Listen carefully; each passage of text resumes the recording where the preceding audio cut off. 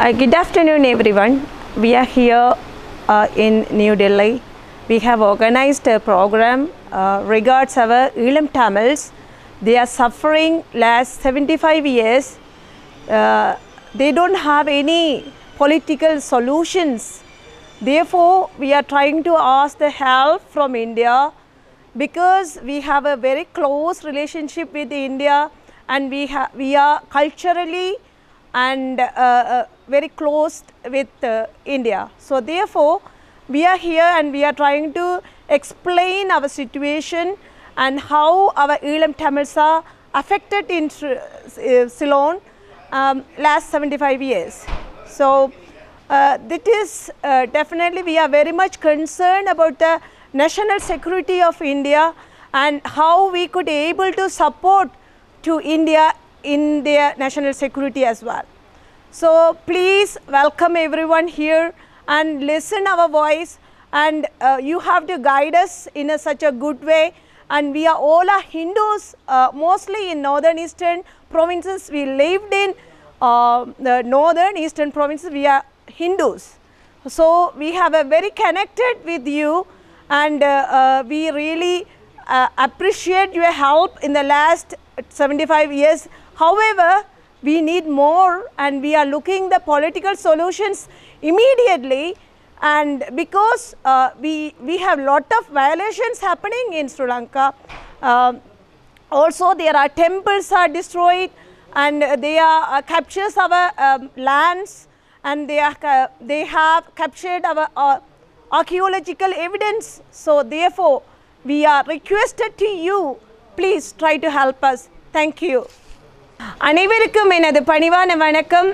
நாம் ஈழத்தமிழர்களாக இங்கே உங்களுடன் வந்து கலந்து கொண்டிருக்கின்றோம். இந்தியாவில் தலைநகர் டெல்லியில் ஈழத்தமிழர்களாகிய நாம் எதிர்நோக்குகின்ற பிரச்சனைகள், அதாவது கடந்த 75 வருடங்களாக நாம் எவ்வாறு இலங்கை அரசாலும் இலங்கை பேரினவாதத்தாலும் துன்பப்பட்டு கொண்டிருக்கின்றோம் என்பதனை உங்களுக்கு எடுத்து கூறவும், இலங்கைக்கும் இந்தியாவிற்குமான தொடர்பு, வழிபாட்டு பண்பாட்டு தொடர்புகள், வரலாற்று தாயக தொடர்புகள், சோழர் கால பொலிசி, இவற்றை அதாவது சோழர் காலத்தில் நாம் எவ்வாறு இந்தியாவுடன் இணைந்து வாழ்ந்திருந்தோம் என்பதை பற்றியும் உங்களுக்கு எடுத்து கூறுவதற்காகவும், உங்களுக்கு எமது பிரச்சனைகளை பற்றி தெளிவுபடுத்தி எங்களுக்கான ஒரு நிரந்தரமான நிம்மதியான வாழ்வினை பெற்றுக்கொள்வதற்காகவும் இங்கே வருகை தந்திருக்கின்றோம். எமது கருத்துக்களை, எமது விருப்புக்களை நீங்கள் அறிந்து எமக்காக எமது உயிர் வாழ்வுக்காக நீங்கள் உதவி செய்ய வேண்டும் என்பதனை நாம் கேட்டு நிற்கின்றோம். அது மட்டுமின்றி நாம் வடக்கு கிழக்கு பூர்வீக நிலத்தை தாயகமாக கொண்டவர்கள். எங்களுக்கும் இந்தியாவிற்குமான பண்பாட்டு தொடர்பானது இன்றைக்கு 7000 வருடத்துக்கு முன்பிருந்தே தொடங்குகின்றது. ஆகவே நாங்கள் உங்களிடம் வேண்டி நிற்பது என்னென்றால், எங்களுக்கான ஒரு அரசியல் தீர்வை நீங்கள் பெற்றுத்தர வேண்டும் என்பதுதான். ஆகவே இந்திய மத்திய அரசு எமது கோரிக்கைகளை செவிமடுத்து எங்களுக்கு உதவி செய்ய வேண்டும் என்று நாங்கள் வேண்டுகின்றோம். நன்றி, வணக்கம். வணக்கம். நாங்கள் தமிழர் தாயகத்திலே ஈழத்திலிருந்து இன்று இந்த நிகழ்விலே கலந்து கொள்வதற்காக வந்திருக்கின்றோம்.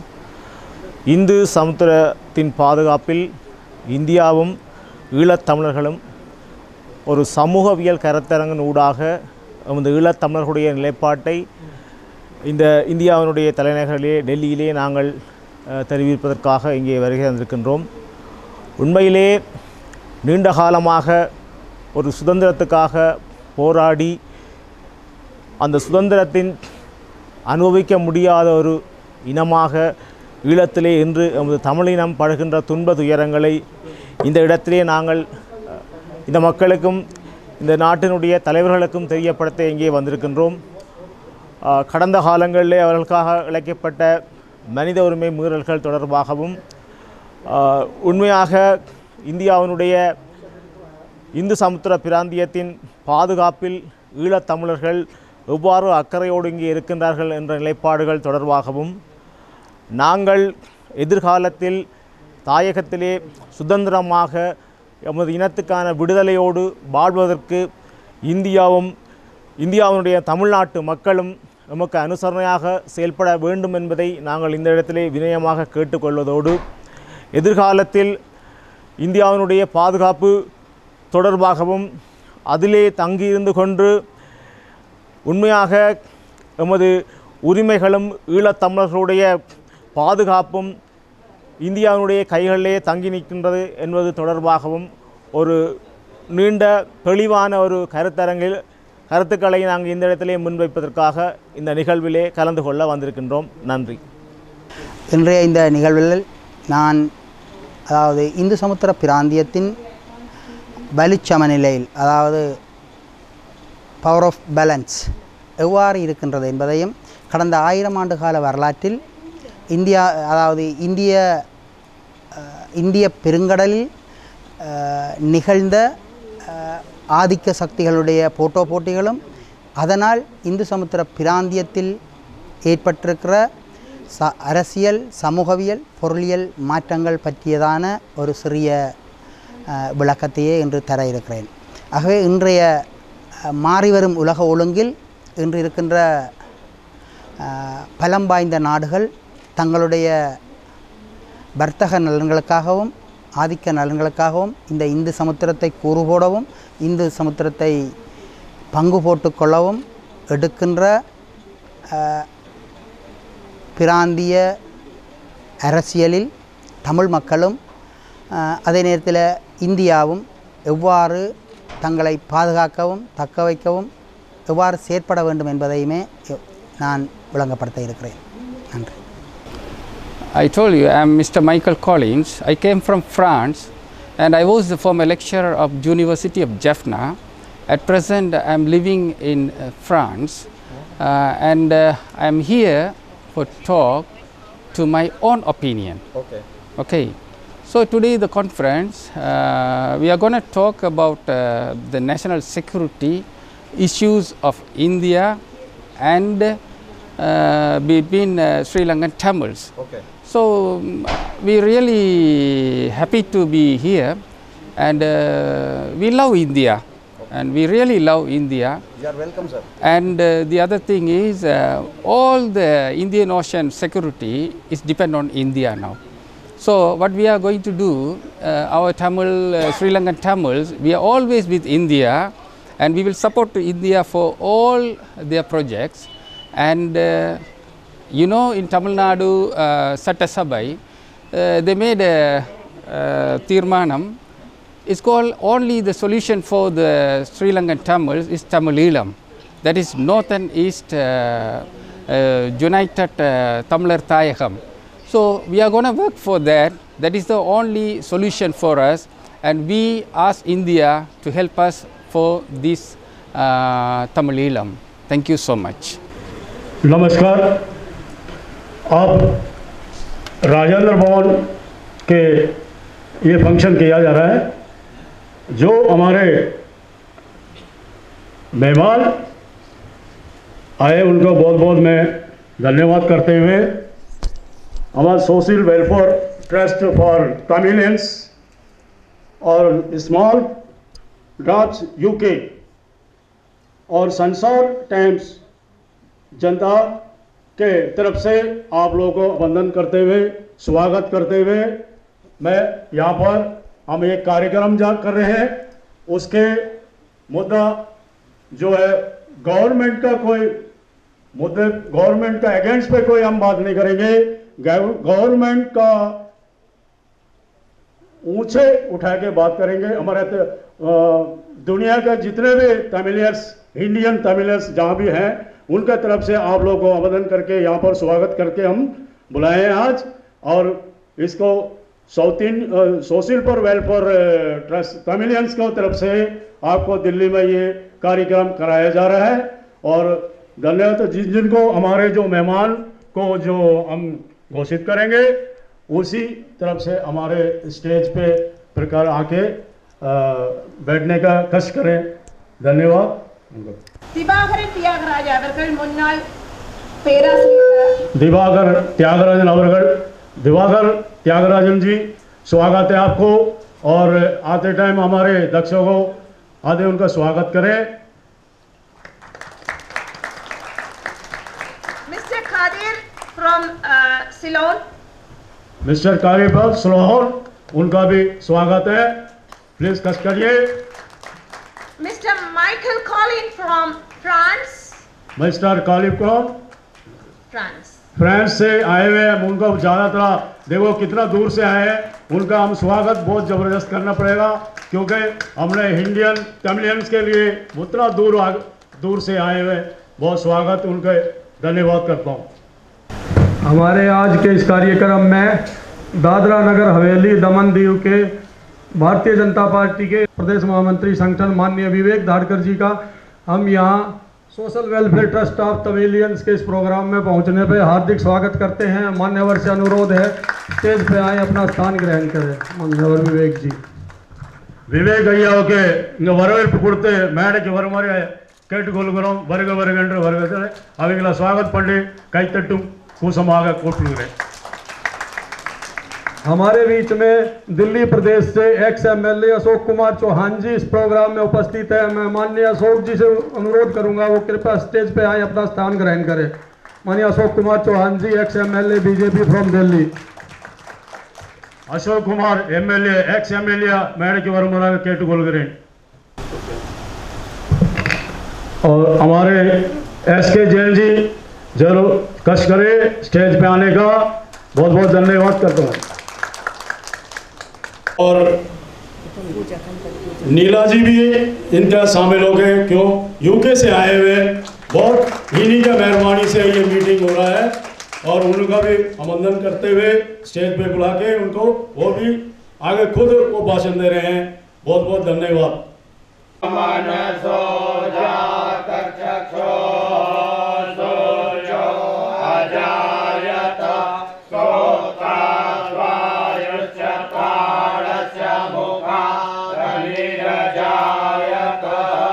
दीपं ज्योति परब्रह्म दीपं ज्योति जनार्दन दीपो हरतु मे पापं दीपं नमस्तुते शुभं करोतु कल्याणं आरोग्यं सुख संपदा शत्रुबुद्धिविनाशाय दीपं ज्योति नमस्तुते। ओम स्वस्ति न इंद्रो वृद्धस्रवा स्वस्ति नः पूषा विश्ववेदाः स्वस्ति नस्तार्क्ष्यो अरिष्टनेमिः स्वस्ति नो बृहस्पतिर्दधातु प्रखदस्वा मरुतः कृष्णमातरः सोमन्यावानो विदते सुजगमयः अग्निर्जिह्वा मानवः सूरजसो विश्वेनो देवा अवसागमनिः भद्रं कर्णेभिः श्रीयाम देवा भद्रं पश्येमाक्षभिर्यजत्रा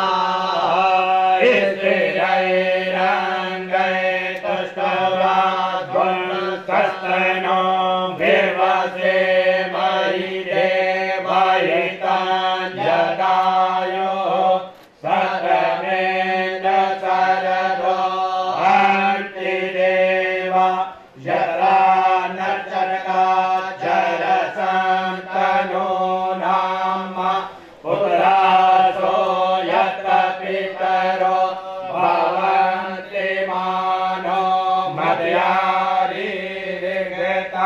योगन्तो आदित्यो रादितिरन्तरिक्षमादितिर्माता स पिता स पुत्रः पितरे देवा आदितिः पञ्चजनः आदित्यचात्रमदित्यजनितमाद्यो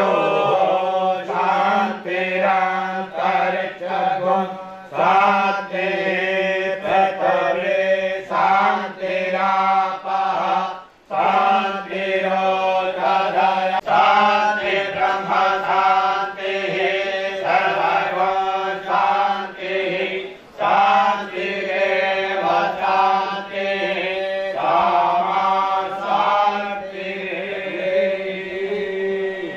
सर्वे भवन्तु सुखिनः सर्वे सन्तु निरामयाः सर्वे भद्राणि पश्यन्तु मा कश्चित् दुःखभाग् भवेत्।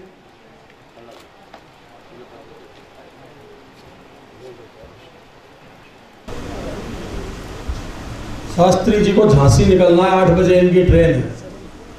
हम शास्त्री जी का धन्यवाद करते हैं। सुबह Bombay vice president, general secretary और समाल ड्रॉप की टीम से मैडम जी और संचार टाइम्स के ओनर SK जैन जी को मंच पे बुलाना चाहूँगा। हमारे मुख्य अतिथि माननीय विवेक धाड़कर जी का सम्मान करेंगे साल देकर और बुके देकर। कृपया स्टेज पर।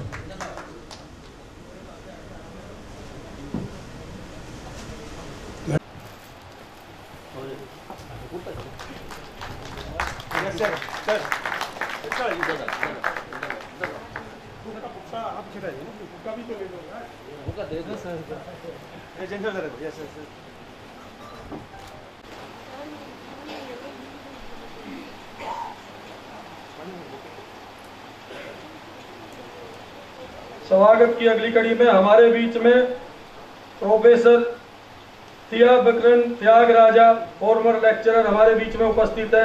मैं उनसे भी अनुरोध करूंगा सोशल वेलफेयर टीम से उनका सम्मान करें। कातिर जी मंच पे उपस्थित है गेस्ट ऑफ ऑनर के तौर पे। मैं उनसे भी अनुरोध करूंगा वो कृपया स्टेज पे आए और नीला मैडम और social welfare trust for Tamil की टीम उनका स्वागत करे।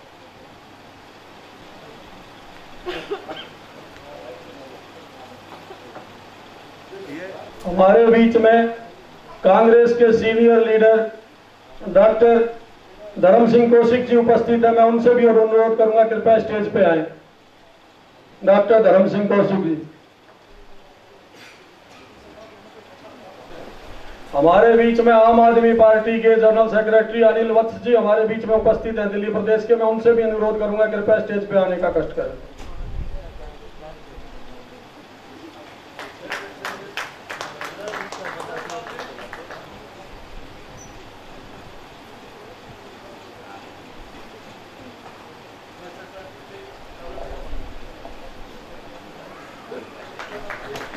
हमारे बीच में बीजेपी दिल्ली प्रदेश के पूर्वांचल मोर्चा के वाइस प्रेसिडेंट सुधांशु झा जी उपस्थित है। मैं उनसे भी आग्रह करूंगा कृपया स्टेज पे आए।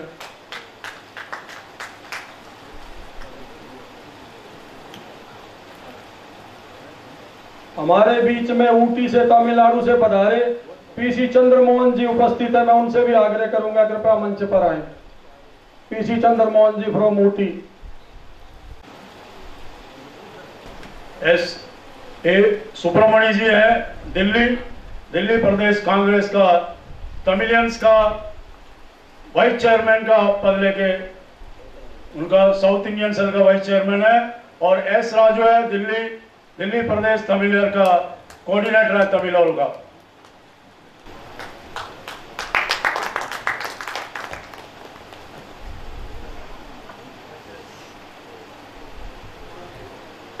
और सभी मेहमान को हम स्वागत करें। और हमारे जो ये कार्यक्रम का जो मेन पिलर है और जितेंद्र कौशिक जी उनका स्वागत हम करेंगे। और वो हमारे मेन पिलर वही है। हम समझ जाते हैं थोड़ी देर के लिए मैं सब भूल चुके, अब याद आ गया। अब जो अभी कार्यक्रम स्टार्ट हो रहे हैं और हमारे मैडम लीला UK से आए हुए कुछ तमिलियंस के बारे में आपको कुछ आप जरूर उसको एक्सप्लेन करेंगे, बात करेंगे तमिल के बारे में। दुनिया में जितने इंडियंस तमिलियंस हैं उनके बारे में आपके सामने प्रकट करेंगे। धन्यवाद। இப்போது தமிழ் தாய் வாழ்த்து பாடப் போகின்றோம்.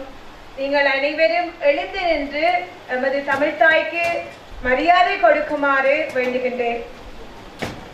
आप 1 मिनट के लिए अपने इस देश का तमिल मदर्स का स्वागत करें।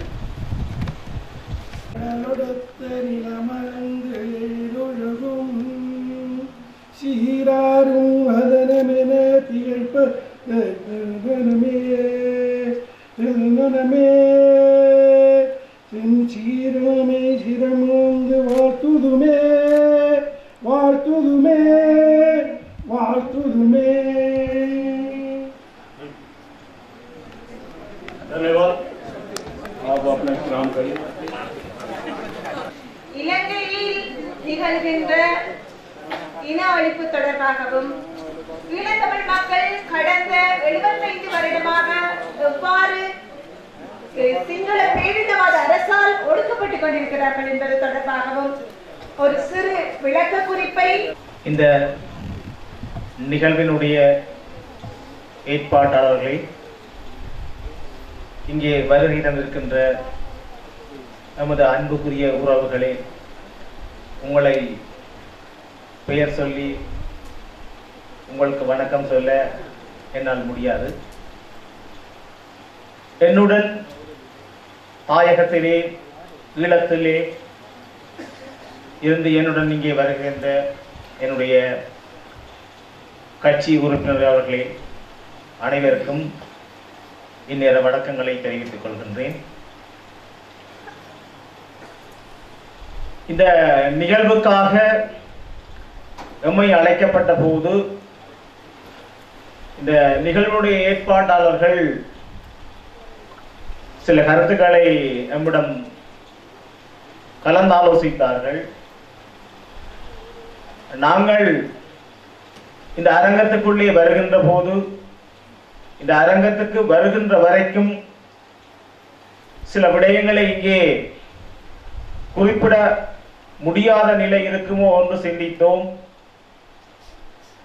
அவ்வாறு இருந்தாலும் இந்த இடத்திலே எமது மக்களுடைய மிக துன்பகரமான சில விடயங்களை நான் உங்களுக்கு சொல்ல வேண்டி இருக்கின்றது. அந்த வகையிலே இங்கே நான் பேச எடுத்துக்கொண்ட முக்கிய விடயமானது இந்து சமுத்திர பிராந்தியத்தின் பாதுகாப்பில் இந்தியாவும் ஈழத் தமிழர்களும் என்ற தலைப்பிலே நமது நிலைப்பாடுகளை இங்கே முன்வைக்கலாம் என்று நான் நினைக்கின்றேன். எனவே இலங்கை தீவிலே ஈழத் தமிழர்கள் நீண்ட காலமாக ஒரு துன்ப துயரமான வாழ்வுக்குள், ஒரு அவல நிலைக்குள் வாழ்ந்து வருகின்றார்கள். அவர்களுடைய நிலை என்பது இன்று பரிதாபத்துக்குரிய நிலைமையிலே காணப்படுகின்றது. இந்த இலங்கை நாடு சுதந்திரம் அடைந்த காலத்தில் இருந்து ஈழத்தமிழர்கள் அந்த ஆட்சியாளர்களால் தொடர்ந்து அடக்கப்பட்டு அடிமைகளாக்கப்பட்டு அவர்களுக்கான உரிமை சுதந்திரம் என்பது மறுக்கப்பட்ட காலத்தில் ஒரு தன்னாட்சி அதிகாரத்தை பெற்றுக்கொள்ளக்கூடிய ஒரு நிலைமை அங்கே தமிழ் மக்கள் மீது திணிக்கப்பட்டது.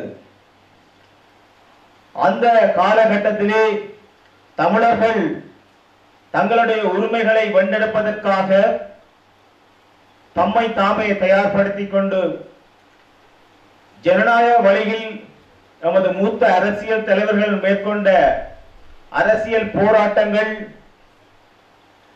மழுங்கடிக்கப்பட்ட காலப்பகுதியில் அந்த ஜனநாயக போராட்டத்தின் அதி உச்ச வடிவமாக ஒரு ஆயுத போராட்டம் 30 ஆண்டு காலம் நிகழ்த்தப்பட்டது. அந்த ஆயுத போராட்டம் தமிழினத்தின் தேசிய இருப்பை இந்த உலகத்திலே நிலைநிறுத்திக் கொண்டது. அந்த போராட்டம் மௌனிக்கப்பட்டதற்கு பின்னர் மீண்டும் அந்த போராட்டத்தின் பங்காளிகளாகிய நாம் நமது மக்களுடைய உரிமை சார்ந்த விடயங்களை வென்றெடுப்பதற்காக ஒரு ஜனநாயக வழியிலே நமது போராட்டத்தின் வடிவத்தை மாற்றிக்கொண்டு இன்று நமது மக்களுக்கான உரிமைகளை வென்றெடுப்பதற்காக நமது தாயக மண்ணிலே நமது அரசியல் போராட்டத்தை நடத்தி வருகின்றோம். இந்த வகையிலே நான் நினைக்கின்றேன், நமது அரசியல் போராட்டமானது மீண்டும் மீண்டும் தொடர்ச்சியாக தென்னிலங்கை அரசியல் தலைமைத்துவங்களால் விரட்டப்பட்டு ஒடுக்கப்பட்டு ஒரு குறுகிய வட்டத்துக்குள் நசுக்கப்படும் சூழல் உருவாகின்ற நிலை அங்கே காணப்படுகின்றது. உண்மையாக பயங்கரவாத தடை சட்டம் என்ற பெயரில் எமது மக்களை எமது எழுச்சியின் குரலை அங்கே ஒடுக்குவதும் அங்கே நசுக்குவதும் போன்ற வேலைகளை தென்னிலங்கை அரசாங்கம் செய்து வருகின்றது. உண்மையாக முள்ளிவாய்க்காலிலே இறுதி யுத்தம் நடந்துகின்ற காலப்பகுதியில் பல்லாயிரக்கணக்கான மக்கள் இலங்கை இராணுவத்தால் படுகொலை செய்யப்பட்டார்கள். யுத்த விதிமுறைகளை மீறி அங்கே மேற்கொண்ட அந்த இனப்படுகொலை எமது மனங்களில் இன்னும் ஆறாத வடுவாக இருக்கின்றது. எந்த விடுதலைக்காக அந்த மண்ணிலே எமது வீரர்களும் எமது மக்களும் தங்கள் உயிர்களை அர்ப்பணித்தார்களோ அந்த மக்களுடைய விடுதலையை ஒரு ஜனநாயக வழியிலே வென்றெடுப்பதற்காக நாம் இன்று எமது பணிகளை தொடர்ந்து வருகின்றோம். நாங்கள் இந்த இடத்திலே இந்த பாரத தேசத்துக்கு இந்திய அரசுக்கு நாங்கள் பணிவாக ஒரு செய்தியை சொல்லிக்கொள்ள விரும்புகின்றோம். நிச்சயமாக ஈழத்தமிழர்களுடைய உரிமை சார்ந்த விடயங்கள், தமிழர்களுடைய உரிமை என்பது, அவர்களுடைய பாதுகாப்பு என்பது இந்தியாவினுடைய கைகளிலே தங்கி நிற்கிறது என்பதை நாங்கள் வெளிப்படையாகவே இந்த இடத்திலே இந்த இந்தியாவினுடைய தலைநகரத்திலே இந்த அரசாங்கத்துக்கு நாங்கள் கூறிக்கொள்ள விரும்புகின்றோம். அந்த வகையிலே இந்தியாவினுடைய பாதுகாப்பும் அனுசரணையும் என்பதை நாங்கள் இங்கே கோரி நிற்பது, உலகத்திலே தமிழர்கள் ஒரு தேசிய இனம், அவர்களுக்கான தேசிய அங்கீகாரம், அவர்களுக்கான அதிகார பகிர்வு என்பது வழங்கப்பட வேண்டும் என்பதை வலியுறுத்திய நாடு இந்தியா. உண்மையாக எமது தொப்புள்கொடி உறவுகள் கலை கலாச்சார ரீதியாகவும் சரி, அனைத்து விடயங்களிலும் நாங்கள் அன்று தொட்டு இன்று வரை தமிழ்நாட்டுடன் இணைந்து வாழ்கின்ற ஒரு சமூகம். அந்த தமிழ்நாட்டு மக்களிடமும் நாங்கள் வினயமாக கேட்டுக்கொள்வது, எதிர்காலத்தில் எமது மக்களுக்கான உரிமைகளை வென்றெடுப்பதற்காக உங்களுடைய முழு ஆதரவும் எங்களுக்கு கிடைக்க வேண்டும் என்பதையும் நாங்கள் அந்த தமிழ்நாட்டு மக்களிடம் கேட்டுக்கொள்கின்றோம். இந்திய மத்திய அரசாங்கமானது தொடர்ச்சியாக இலங்கையிலே மேற்கொள்கின்ற தென்னிலங்கை அரசாங்கத்தின் அனைத்து நடவடிக்கைகளுக்கும் ஆதரவளித்து செயல்படாமல் உண்மை நிலைகளை கண்டறிந்து அங்கே தமிழ் மக்கள் எவ்வாறு அடக்கப்படுகின்றார்கள், இன்றும் யுத்தம் நிறுத்தப்பட்டதற்கு பின்பும் தமிழ் மக்களுடைய அடக்குமுறை அங்கே தொடர்ந்து கொண்டே இருக்கின்றது. உண்மையாக மாகாண சபைகளுக்குரிய அதிகாரங்கள் பறிக்கப்பட்டு தொல்பொருள் ஆராய்ச்சி என்ற போர்வையில் தமிழர்களுடைய நிலங்கள் அங்கே ஆக்கிரமிக்கப்பட்டு சிங்கள குடியேற்றங்கள் மேற்கொள்ளப்பட்டு வருகின்றன. உண்மையாக மதம் ஒன்றை அங்கே பயன்படுத்தி பௌத்தம் என்பது மகத்துவமானது என்பதை நாங்கள் அறிவோம். ஆனால் அந்த மகத்துவமான பௌத்த மதத்தை பயன்படுத்தி தமிழர் தாயக பகுதியிலே பெருமளவான நில ஆக்கிரமிப்பை இந்த சிங்கள ஆட்சியாளர்கள் அங்கே மேற்கொண்டு வருகின்றார்கள். நடைமுறையில் இருந்த மாகாண சபை ஆட்சி அதிகாரங்கள் நிறைவடைந்ததற்கு பின்னர் தொடர்ச்சியாக நீண்ட காலமாக அந்த மாகாண சபை தேர்தலை நடத்தாது அதை தடுத்து வைத்து எமது தாயக பகுதியிலே தன்னுடைய ஆக்கிரமிப்பு நடவடிக்கைகளை மேற்கொள்வதற்காக அனைத்து வேலை திட்டங்களையும் இந்த இலங்கை அரசாங்கம் மேற்கொண்டு வருகின்றது. எனவே எம்மை பொறுத்தவரையிலே இந்திய அரசாங்கத்தால் கொண்டு வரப்பட்ட மாகாண சபை சட்டமானது இலங்கையிலே முழுமையாக நடைமுறைப்படுத்தப்பட வேண்டும் என்பதை இந்திய மத்திய அரசாங்கம் இலங்கைக்கு பாரிய அளவிலான அழுத்தங்களை கொடுக்க வேண்டும் என்பதை நாங்கள் இந்த இடத்திலே எங்கள் மக்கள் சார்பாக கேட்டுக்கொள்கின்றோம். இதே போன்று தமிழர்கள் தொடர்பாக எமது இனம் இன்று ஒரு தனித்துவமான உண்மையான நேர்மையான ஒரு தலைமைத்துவத்தை இழந்து நிற்கின்றது. யுத்தம் நிறைவடைந்ததற்கு பின்னர் தமிழர்களுடைய அரசியல் பல கூறுகளாக பிரிக்கப்பட்டு நிற்கின்றது. அந்த அடிப்படையிலே எதிர்காலத்தில் நாம் நமது மக்களுக்கான உண்மையான நேர்மையான சிறந்த ஒரு தலைமைத்துவத்தை வழங்குவதற்கு தயாராகி வருகின்றோம். எனவே எங்களுடைய முயற்சிகளை அங்கீகரித்து எம்மீது போடப்பட்டிருக்கின்ற பயங்கரவாத தடை சட்டத்தை நீக்கி இந்திய அரசாங்கம் நமது ஜனநாயக வழி செயல்பாடுகளுக்கு முழுமையான ஒத்துழைப்பை வழங்க வேண்டும் என்பதையும் நான் இந்த இடத்திலே வினயமாக கேட்டுக்கொள்கின்றேன். இந்தியாவினுடைய தடை நீக்கம் என்பது உலக நாடுகளிலே அனைத்து இடங்களிலுமே எமதுக்கான ஆதரவை வலுப்பெற செய்யும். அதே போன்று நமது போராளிகள் அச்சமின்றி ஒரு ஜனநாயக நீரோட்டத்துக்குள் வந்து நமது மக்களுக்கான உரிமைகளை வென்றெடுக்க நிச்சயம் நம்மோடு தோள் நின்று போராடுவார்கள் என்பதையும் இந்த இடத்திலே நான் தெரிவித்துக் கொள்ள விரும்புகின்றேன். இதே போன்றுதான் இந்தியாவினுடைய பூகோள ரீதியிலான பாதுகாப்பு தொடர்பாகவும் நாங்கள் கரிசனோடு இருக்கின்றோம். இலங்கை அரசாங்கமானது இந்தியாவுக்கு வேண்டாத நாடுகளுடன் கூட்டு சேர்ந்து இந்து சமுத்திர பிராந்தியத்தில் அந்த வல்லாதிக்க சக்திகளின் பலத்தை அதிகரித்து இந்தியாவை பலவீனமடைய செய்யும் நோக்கோடு செயல்படும் திட்டங்களை நாம் கண்டறிவோம். எனவே எமது இருப்புக்கும் எமது தேசிய பாதுகாப்புக்கும் உறுதியாக இருக்கின்ற இந்தியா தேசத்துக்கு எதிராக செயல்படும் நாசகார செயல்பாடுகளை நாம் வன்மையாக கண்டிக்கின்றோம். இந்து சமுத்திர பிராந்தியத்தில் இந்தியாவினுடைய ஆதிக்கம் என்பது மென்மேலும் வளர்ச்சி பெற்று அந்த தலைமைத்துவம் அங்கு வழங்கப்படும் சந்தர்ப்பத்தில் அது ஈழத் தமிழர்களுக்கும் ஒரு சாத்தியமான விடயமாக அமையும் என்பதையும் நாங்கள் நம்புகின்றோம். எனவே நீண்ட ஒரு கருத்தாடலை இங்கே என்னால் செய்ய முடியாமல் இருக்கின்றது. முக்கியமான சில விடயங்களை நான் இந்த இடத்திலே குறிப்பிட்டிருக்கின்றேன்.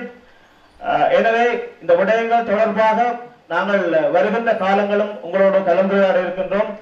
அனைவருக்கும் நன்றி, வணக்கம்.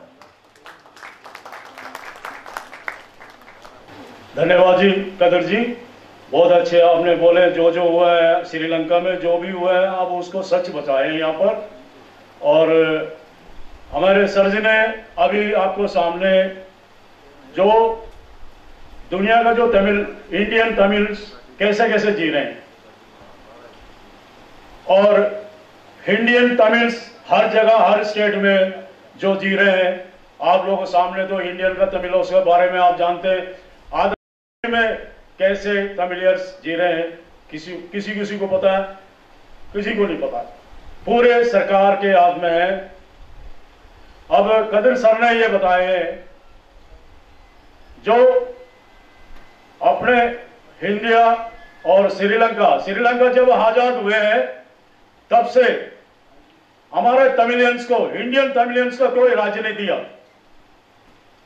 जो राज्य नहीं दिया तो हम उस श्रीलंका को हमने बीज बो के हमने आगे वंश दिखाया, हमें उसे उसके लाभ नहीं मिला। तो वहां के तमिल लोग जितने भी इंडियंस तमिल लोग जितने जी रहे थे, उसमें से सब ये पूछे हमें भी दर्ज दो, हमें भी इलेक्शन के लिए वोट कंटेस्ट करने के लिए हमें भी आजाद दो। मगर किसी ने इसके बारे में कोई सोचा नहीं था, चर्चा नहीं करा था।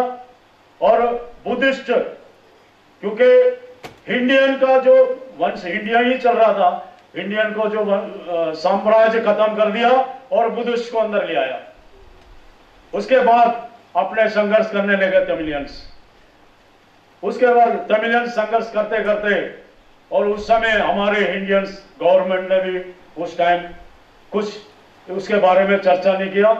उसके बाद उन्होंने इंडियन और श्रीलंका का जो अदर कंट्री का, जैसे हमारे आस पड़ोस का जो उनका श्रीलंका का आस पड़ोस दूर की जो चाइना है, और कई कई देश ने उनके साथ मिलकर के तमिलियंस को दर्ज नहीं देना है, उनका कोई किसी का राज्य का कोई उसमें मंत्री का कोई पद कुछ भी नहीं देना है करके वो भड़का के ऐसे उनका लड़ाई का संघर्ष करवा दिया। फिर उसके साथ उनने हथियार जो भी हुआ, किसी का बारे में कुछ नहीं पता, और जितने जी रहे थे गरीब लोग उनके साथ अन्याय हुआ। 1.5 लाख लोग को उनको मार के वध करके लापता कर दिया। उस टाइम में भी अपने गवर्नमेंट कोई अगर मुद्दा उठाता, कुछ हमारे लिए जितने इंडियन तमिल श्रीलंका का तमिल को कुछ आदर मिल जाता, कोई ध्यान नहीं दिया। कुछ लोग ऐसे कहीं सिंगापुर चले गए तो बच के अपने जान बचा के, कभी लंदन गए, कभी ऐसे गए। इंडियंस में हिंदुस्तान में कोई आए फिर भी हिंदुस्तान में उनको स्वागत करें। उस टाइम में फिर दोबारा हमारे जो 2009 में बिल्कुल समाप्त कर दिया तमिल्स को, वहां पर इतना दर्दी से 3-3 महीने बच्चों को उन्होंने वध करा, 3-3 महीने बच्चों को। मगर आप देखिए 3 महीने बच्चों को भी नहीं छोड़े वो। फिर हम पड़ोसी रह के क्या कर रहे हैं। इसीलिए हमने इस टाइम में हमारे जितने भी हमारे वहां से श्रीलंका से जो आदर मांग रहे हैं अपने इंडियन गवर्नमेंट से, इसीलिए तमिलनाडु को सूचना करा, कोई उनका सूचना नहीं गया। उसके बाद इंडियन गवर्नमेंट सेंटर में दिल्ली, इंडियन को सेंटर कैपिटल दिल्ली में आके ये अभी यहां दर्जा मांगने के लिए हमारे गवर्नमेंट से मांग कर रहे हैं। इसीलिए आज उस विषय से पे यहाँ पर वो मीटिंग, हमारे जितने भी लीडर साहब हैं, हमारे जो भी आए हुए, इनसे हमारा दर्ज रख रहे हैं। कृपा करके हमारे श्रीलंका तमिलों को जान बचा के आप लोग आदर दीजिए और हमेशा हम हिंदुस्तान के ही हैं, हिंदुस्तान के रहेंगे। हमारे मंदिर को तक न छोड़े, मंदिर को भी तोड़ के उनका बुद्ध मस्त का झंडा गाड़ दिया।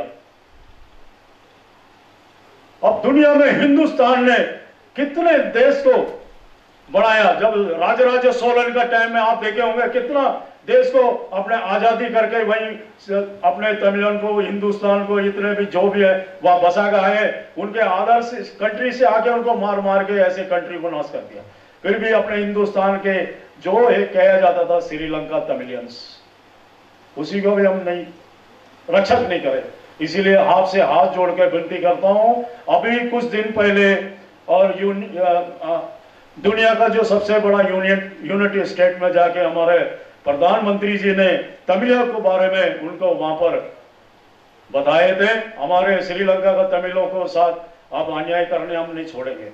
इसीलिए आप लोग हमारे देश का जो भी जहां भी जी रहे हैं, हिंदुस्तान का जो भी हमारे व्यक्ति हैं वहां सही सलामत रहने के लिए अब मैं ध्यान रखूंगा करके बोल के आए। उनके लिए हमारे दुनिया में सब जितने तमिल जी रहे हैं सब लोग मिला के हमारे प्रधानमंत्री नरेंद्र मोदी जी को प्रणाम करते हुए उनके साथ ये कष्ट करने के लिए धन्यवाद।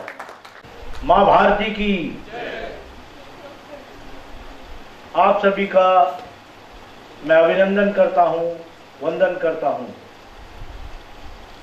ये जो तमिल लोगों के लिए एक संगठित संस्था है, उसके भविष्य की कामना करता हूं और मैं उन सभी से, तमिल लोगों से गुजारिश करता हूं कि पूरे संसार के अंदर आपको संगठित करना पड़ेगा। जब तक तमिल लोग पूरे संसार से एक जगह एकजुट नहीं होंगे तब तक आपका भविष्य में कामयाब होना बहुत मुश्किल हो जाएगा। पहले सर्वप्रथम मैं यहाँ के अध्यक्ष उनका अभिनंदन करता हूँ।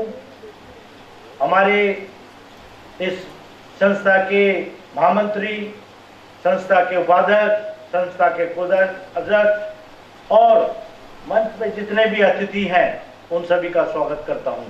मैं अशोक चौहान, पूर्व विधायक भारतीय जनता पार्टी। मैं सर्वप्रथम यही कहना चाहता हूं कि जो हमारी सरकार है, भारत सरकार, जैसे इन्होंने बताया कि मोदी जी ने यूनाइटेड स्टेट में भाषण में ये कहा कि हम तमिल लोगों के साथ हैं, हम उन्हें न्याय दिलाएंगे। तो मैं चाहता हूं, ये मैं आज मंच से कह रहा हूं, मैं भी एक भारतीय जनता पार्टी का छोटा सा कार्यकर्ता हूं, लेकिन मोदी जी की आवाज में मैं भी उनके साथ ये कहना चाहता हूं कि जैसे मोदी जी ने कहा है, हमारे प्रधानमंत्री, उन्होंने जो कहा है वो आगे जाके सत्य होगा और इसी की कामना मैं भी करता हूं और आप सभी को करनी चाहिए। क्योंकि पिछले सदियों से जो काम नहीं हो रहे वो अब इस बार हो रहे हैं। जो ये सरकार है ये ऐसे काम कर रही है जिसमें सबका भला होने वाला है। और आज जो तमिल्स लोग हैं इनके साथ भी हमारी सरकार रहेगी, इनका साथ देगी। इसी के साथ मैं अपने वाणी को विराम देता हूँ। ये छोटे से शब्द हैं लेकिन बहुत बड़े शब्द हैं। जय हिंद, जय भारत। இந்திய தமிழர்களை உங்கள் அனைவருக்கும் எனது அன்பான மாலை வணக்கங்கள். ये जो मंच पे बैठे हुए हमारे नेता और हमारे बड़े लोग और हमारे सामने जो बैठे हुए हैं भाई और बहनों, यहाँ पर हमारे जो इंडियंस तमिलर्स और हमारे श्रीलंका तमिलर्स और हमारा जो आए हमारे जो कष्ट का जो सुनने के लिए बैठे हुए उनके लिए हमारे धन्यवाद करते हुए आपको ये अभी आगे बढ़ा இன்று இந்து சமுத்திர பிராந்தியத்தில் ஏற்படுகின்ற இராணுவ சமநிலை அல்லது பல பரீட்சையில் இலங்கை தீவும் இந்தியாவும் பெரும் நெருக்கடிகளை சந்தித்துக் கொண்டிருக்கிறது. அது பற்றியதான ஒரு சிறிய விளக்கத்தை தான் நான் உங்களுடன் பேச விரும்புகிறேன். मैं श्रीलंका आर्मी का थोड़े विशेष के बारे में मैं आपको सामने ये जो मैं बताना चाहता हूँ. இந்து சமுத்திரத்தின் மிக முக்கிய நாடுகளில் இந்தியா முதன்மையானது. இந்து சமுத்திரத்தின் பலம் வாய்ந்த நாடுகளில் இந்தியாவே முதன்மையானது. இந்து சமுத்திரம் இந்தியாவுக்கே சொந்தமானது. இந்த இந்து சமுத்திரத்தை வேறு எந்த நாடுகளும் பங்கு போடவோ அல்லது ஆதிக்கம் செலுத்தவோ முனைவது இந்தியாவுக்கு மிக பங்கத்தை விளைவிக்கும். அந்த வகையில் இன்று கடந்த மாதம் நீங்கள் அனைவரும் அறிந்த செய்தி, ஜுவான்வாங் 5 என்கின்ற சீன கப்பல் இந்து சமுத்திரத்தில் நுழைந்து இலங்கை அம்பாந்தோட்டை துறைமுகம் வரை வந்து திரும்பி சென்றது. அதனுடைய தாக்கம் இந்தியாவில் பெரிய அளவில் இருந்தது. ஆனால் அந்த ஜுவான்வாங் கப்பலை தடுத்து நிறுத்த இந்தியாவால் அன்றைய சூழ்நிலையில் முடியவில்லை. இதற்கான காரணங்கள் என்ன என்பதை நாங்கள் சற்று ஆழமாக சிந்திக்க வேண்டும். கடந்த 1000 ஆண்டுகால வரலாற்றில் இந்த இந்து சமுத்திரத்தை இந்தியா தன்னுடைய கட்டுப்பாட்டின் கீழ் வைத்திருந்த காலப்பகுதியில் இந்தியாவிற்கு எந்த பங்கமும் ஏற்படவில்லை. நான் நினைக்கிறேன் இன்றைக்கு 1000 ஆண்டுகளுக்கு முன்னர் உலகளாவிய ஒரு பெரிய சாம்ராஜ்யத்தை கடல் கடந்து கட்டலாம் என்பதை முதன் உலகுக்கு அறிமுகப்படுத்தியவர்கள் இந்தியர்கள். அதில் இந்தியர்கள் பெருமைப்பட வேண்டும்.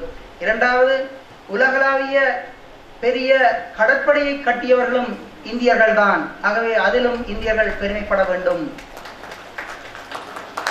இன்று ஆங்கிலத்தில் இருக்கின்ற நேவி என்கின்ற அந்த ஆங்கில சொல் தென்னிந்திய மன்னர்கள் கட்டிய மிகப்பெரிய கப்பல்களுடைய பெயரான அந்த நாவாய் என்ற சொல்லில் இருந்துதான் பிறந்தது. அது இன்று நாவாய் என்பது நேவியாக மாறி அது கடற்படையை குறிக்கின்ற சொல்லாக மாறி இருப்பதை நாங்கள் காணலாம். அந்த அடிப்படையில் உலகிற்கு பெரிய ஒரு பங்களிப்பை இந்தியர்கள் செய்திருக்கிறார்கள். அவர்கள் இந்த இந்திய பெருங்கடலை தங்களுடைய கட்டுப்பாட்டின் கீழ் வைத்திருந்திருக்கிறார்கள். ஆனால் அந்த தென்னிந்திய மன்னர்களுடைய வீழ்ச்சிக்கு பின்னர் அராபியர்கள் இந்த இந்து சமுத்திரத்திலே பிரவேசித்தார்கள். இந்த அராபியர்கள் பிரவேசிப்பதற்கு முன்னர், அதாவது 14ஆம் நூற்றாண்டுக்கு முன்னர் இந்து சமுத்திரத்தில் வேறு எந்த வாணிகர்களும் அதாவது இந்த வங்க கடலில் பயணம் செய்ய முடியாது. அதாவது அராபிய கடலில் உள்ள இந்த கொச்சின் அல்லது ஏனைய மேற்குக்கரை துறைமுகங்களுக்குத்தான் இந்த அராபியர்கள் வந்தார்கள். பின்னர் அவர்கள் கடற்கரையோரமாக சென்று தமிழகத்திலே தங்களுக்கு தேவையான பொருட்களை கொள்வனம் செய்து போனார்களே தவிர, அதாவது சோழர்கள் அராபியர்களை இந்த இந்து சமுத்திரத்துக்குள், அதாவது இந்த வங்க கடலுக்குள் நுழைய அனுமதிக்கவில்லை. அன்றைய அவர்களுடைய அந்த கடற்கொள்கைதான் இன்றும் இந்தியாவுக்கு பொருத்தமானதாக இருக்கிறது. ஏனென்றால் 14ஆம் நூற்றாண்டுக்கு பின்னர் அராபியர்கள் இந்து சமுத்திரத்திற்குள் நுழைந்தார்கள். ஆக 100 ஆண்டுகளில் அவர்கள் அங்கே மலேசியா என்கின்ற ஒரு இஸ்லாமிய நாட்டையும் இந்தோனேசியா என்கின்ற ஒரு இஸ்லாமிய நாட்டையும் உருவாக்கி சென்று விட்டார்கள்.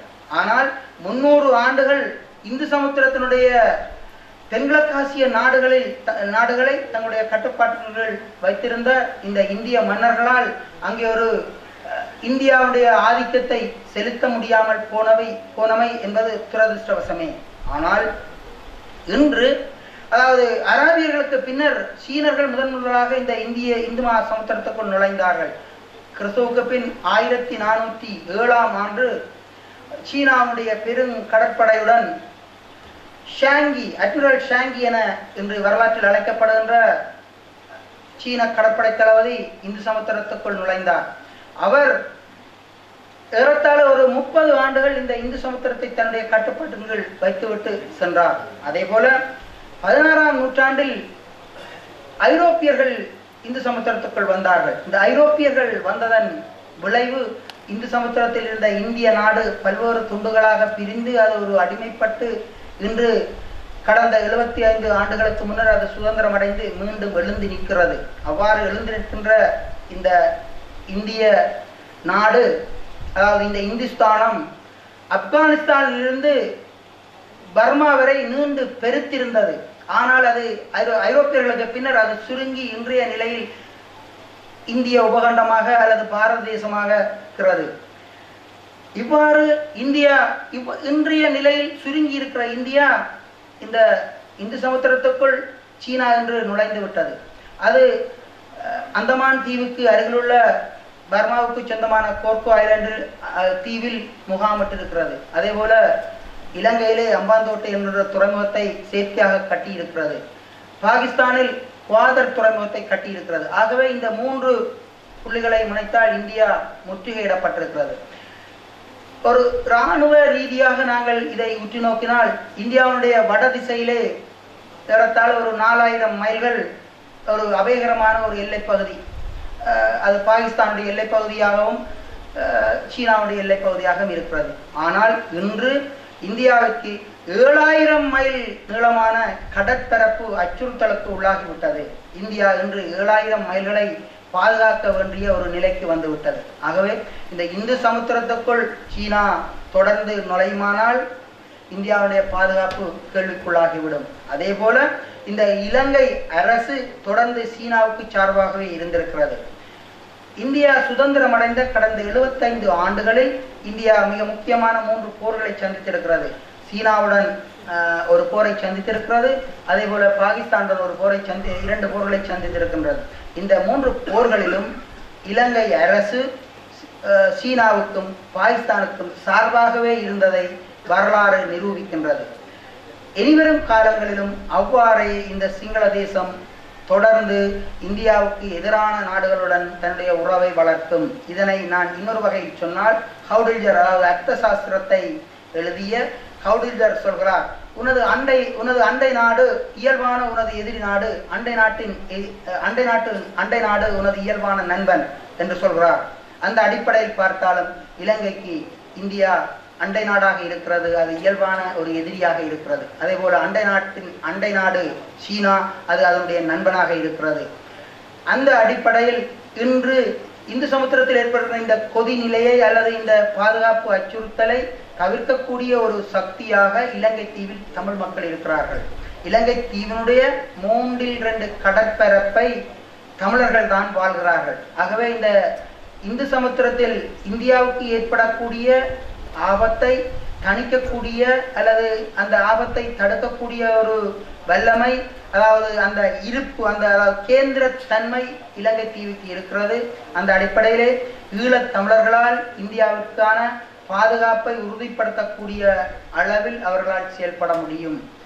எனவேதான் இன்றைய இந்த சூழலில் ஈழத்தமிழர்கள் தங்களை பாதுகாத்துக் கொள்ளவும் இந்தியா தன்னுடைய பாதுகாப்பை உறுதிப்படுத்திக் கொள்வதற்குமான ஒரு சந்தி புள்ளியில் இந்தியாவுக்கும் ஈழத்தமிழர்களுக்குமான உறவு மலர வேண்டும்.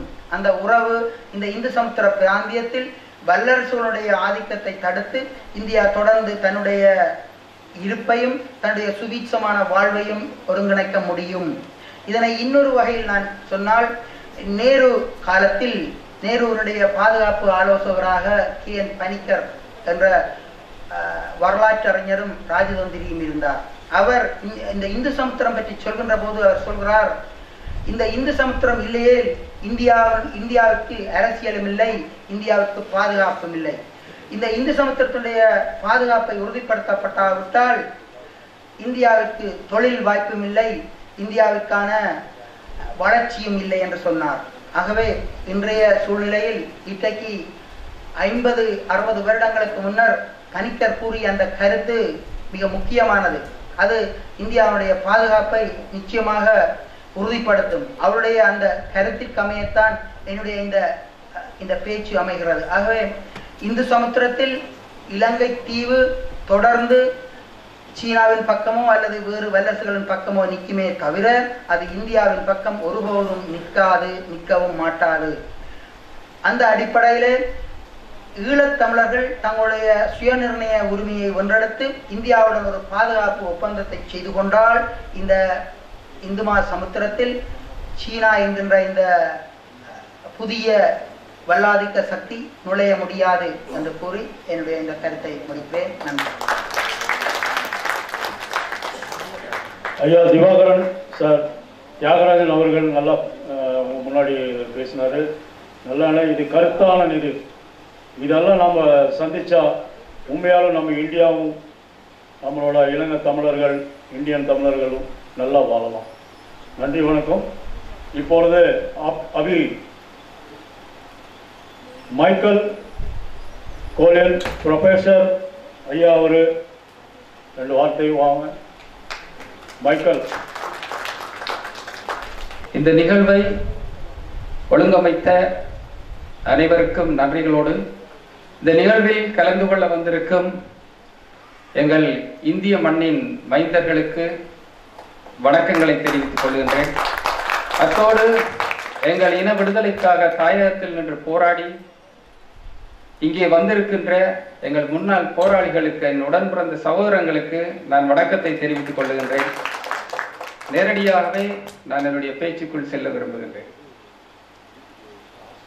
புலம்பெயர்ந்த தமிழர்களின் எதிர்பார்ப்புகள் என்ன என்கின்ற தலையங்கத்தை நிலா அவர்கள் எனக்கு வழங்கியிருந்தார்கள். அந்த வகையிலே நான் பிரான்ஸ் மண்ணிலே வாழ்ந்து கொண்டிருக்கின்ற ஒரு எங்களுடைய எதிர்பார்ப்பு எதுவாக இருக்கும் என்று சொன்னால், உண்மையாகவே வட்டுக்கோட்டை தீர்மானத்தில் அடிப்படையிலான தமிழருடைய தாயக பிரதேசமாகிய தமிழீழம் என்பது புலம்பெயர் தேசத்தவரின் எதிர்பார்ப்பாக இருக்கின்றது. தமிழ்நாடு சட்டசபையினுடைய ஒட்டுமொத்த தீர்மானமும் அதுவாகத்தான் இருந்தது. 6வது திருத்த சட்டத்துக்குள் வாழ்ந்து கொண்டிருக்கின்ற எங்களுடைய கதிர் போன்றவர்கள், துளசி போன்றவர்கள் இங்கு வந்து அவற்றை பேச முடியாத வாய் கட்டப்பட்ட நிலையிலே இருக்கின்றார்கள். எனினும் இந்தியாவினுடைய இறைமைக்கு புலம்பெயர் தேசம் எப்பொழுதும் உறுதுணையாக இருக்கும். இந்தியாவோடு கைகோர்த்து நாங்கள் பயணிப்போம். We love India and we are the friends of India. And the other thing is we always support to India, and whatever China think, it will never happen in this world. Whatever Pakistan think, it will never happen in this world. So we are friends of India.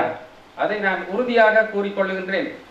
அந்த வகையிலே இங்கே இன்னொரு விடயத்தையும் நான் சொல்ல வேண்டும். புலம்பெயர் தேசத்தவர்கள் நாங்கள் இனக்கொலை குற்றவாளிகளை சர்வதேச ஐசிசி இன்டர்நேஷனல் கோர்ட் கிரிமினல் கோர்ட்டிலே கொடுப்பதற்காக வேலை செய்து கொண்டிருக்கின்றோம். அந்த வகையிலே இன்னொரு விடயத்தை நான் கூறி அமர விரும்புகின்றேன். This honorable person, he really support us. I don't know his name, but he talk about something, so I want to give the explanation for that also. அவர் இங்கே குறிப்பிட்டார், ஈழத்தமிழர்களுக்கு தங்களுடைய ஆதரவு எப்பொழுதும் இருக்கும் என்றும், ஆனால் பிழைக்க போன இடத்திலே நாடு கேட்பது தவறு என்றும் அவர் கூறியிருந்தார். இங்கே நீங்கள் எல்லோரும் இருக்கின்றீர்கள். நீங்கள் எங்களுடைய உண்மையான பிரச்சனை விளங்கி கொண்டால்தான் இந்திய அரசிடமோ இந்தியாவினுடைய முக்கிய கொள்கை வகுப்பாளர்களுடையோ எங்களை பற்றி பேச முடியும். அந்த வகையிலே லெமோரியா கண்டத்தினுடைய எச்சமாக மிஞ்சி இருப்பதுதான் இந்த இலங்கை. இந்த இலங்கை என்கின்ற இந்த தீவு மிஞ்சி இருக்கின்ற பொழுது, இந்திய பெருங்கண்டத்தோடு லெமோரியா கண்டம் சேர்ந்திருந்த பொழுது, அது பிரிந்த பொழுது அங்கு ஈழத்தமிழன் அங்கு வாழ்ந்து கொண்டிருந்தான். 600 ஆண்டுகளுக்கு முன்னதாகத்தான் விஜயன் வந்தான். அந்த விஜயன் தான் சிங்களவர்கள் சிங்களத்தினுடைய ஒரு முதல் மனிதன் என்று கூட சொல்லலாம். 600 ஆண்டுகளுக்கு முன்னர் வந்த ஒருத்தன் வந்து நாட்டை ஆளும் பொழுது அந்த கண்டத்திலேயே நாங்கள் உருவாக்கி அங்கேயே இருந்த நாங்கள் அந்த நாடு கேட்பது தவறு இல்லை. இன்னொரு விடயத்தை கூறிக்கொள்ள விரும்புகின்றேன். 16ஆம் நூற்றாண்டிலே 16ஆம் நூற்றாண்டிற்கு முன்னதாக அதாவது யாழ்ப்பாண ராஜதானியை ஒரு இந்து மன்னன் the Hindu king mister honourable Sankiliyan ஆண்டு வந்தான். அந்த இந்து சாம்ராஜ்யத்தை இந்த பிரித்தானியர்கள் வந்து அடித்து நொறுக்கி அதை வீழ்த்தி விட்டு, ஆனால் அந்த காலகட்டத்திலே கண்டி ராஜ்யம் என்று ஒரு சிங்கள ராஜ்யம் இருந்தது. இந்த கண்டி ராஜ்யம் பிரித்தானியர்களிடம் விழுந்த பின் ஒரு நூற்றாண்டாக இந்த இந்து யாழ்ப்பாண ராஜ்யம் தமிழ் ராஜ்யம் போராடி கொண்டே இருந்தது, விழவில்லை. அதை வீழ்த்தி அவன் மீண்டும் இலங்கை விட்டு செல்லும் பொழுது இந்த 2 ராஜ்யங்களையும் ஒன்றாக்கி சிங்களவன் கையில் கொடுத்து சென்றான். இதுதான் எங்களுடைய பிரச்சனை. இதற்கு பின்னர் நடந்ததெல்லாம் உங்களுக்கு தெரியும். இன்று சீனா, ரஷ்யா, உக்ரைன் போர், அமெரிக்கா, அதோடு வந்து இன்று யார் பக்கம் நிற்க வேண்டிய ஒரு தேவை இருக்கின்றது. மேற்குலகம் இவ்வாறான ஒரு புதிய ஒரு கட்டத்திலே சென்று கொண்டிருக்கின்றது. இந்தியாவினுடைய பழைய நண்பன் ரஷ்யா, இந்தியாவினுடைய இடைப்பட்டு வந்த நண்பன் அமெரிக்கா. இன்று இந்த அமெரிக்கா எங்கு நிற்கின்றது? உக்ரைனோடு நிற்கின்றது ரஷ்யாவுக்கு எதிராக. மேற்குலகம் அவனோடு நிற்கின்றான். இன்று சைனா இந்தியாவினுடைய எதிரி. இந்த சைனா கூட ரஷ்யாவோடு உறவை வைத்துக் கொண்டிருக்கின்றது. திட்ட தெளிவாக சிந்தியுங்கள் இந்திய மக்களே. தமிழீழம் என்ற ஒரு பரப்பு அமைய பெற்றால் அந்த வடக்கு கிழக்கு தமிழர்கள், அதாவது சைனாவோ எந்த பெரிய ராஜ்யம் வந்தாலும் பரவாயில்லை, இந்த இந்து சமுத்திரத்தினுடைய இலங்கை வரைபடத்தில் இருந்து கொண்டு சவுத் இந்தியாவை தாக்க நாங்கள் விடமாட்டோம். உங்களுக்காக போராடுவோம். நன்றி, வணக்கம். தமிழரின் தாகம், தமிழீழ தாயகம், வந்தே மாதரம். நன்றி, வணக்கம். भैया नंदरी, बहुत बहुत धन्यवाद। आप बोलते बोलते हमारे जो शरीर का जो बाल खड़ी हो गया, अभी भी होश है। हम किसी को चरण देते हैं मगर मरने के लिए किसी को नहीं देंगे। वो मुझे अभी सर ने वो बताया, मुझे वो याद आए। अभी आपका सामने जामिद अहमद भाई साहब, आप स्टेज पे कश करें। मैं जमील अहमद, जो कर्नाटका बेंगलुरु से यहाँ पर आया हूँ। जो जैन सर हमारे बहुत ही खास दोस्त है, उनके बुलावे पर हम यहाँ पर, और मैं मीडिया से ताल्लुक रखता हूँ और मुझे उम्मीद है कि कुछ बातें मैं बताऊंगा जो आज के इंसानियत के लिए, आज के इस दुनिया में जीने के लिए काफी इंपॉर्टेंट होंगे। क्योंकि हमने देखा दुनिया को, पॉलिटिक्स को देखा, सियासत को देखा, पैसा देखा, हर चीज देखा, लेकिन हमने कभी इंसानियत को नहीं देखा। इसलिए हमें चाहिए कि इंसानियत को देखना चाहिए, और जो इंसान इंसानियत को देखेगा वो ऐसे जुल्म कभी नहीं करेगा, क्योंकि जुल्म करना सबसे बड़ा गुनाह है, चाहे वो किसी भी धर्म में क्यों ना हो। हमने देखा है कि हर मजहब यही सिखाता है कि आपस में मोहब्बत से रहे, मिलजुल कर रहे, तब जाकर हमारा देश खुश होगा, हमारी दुनिया खुश होगी, हमारा परिवार खुश होगा।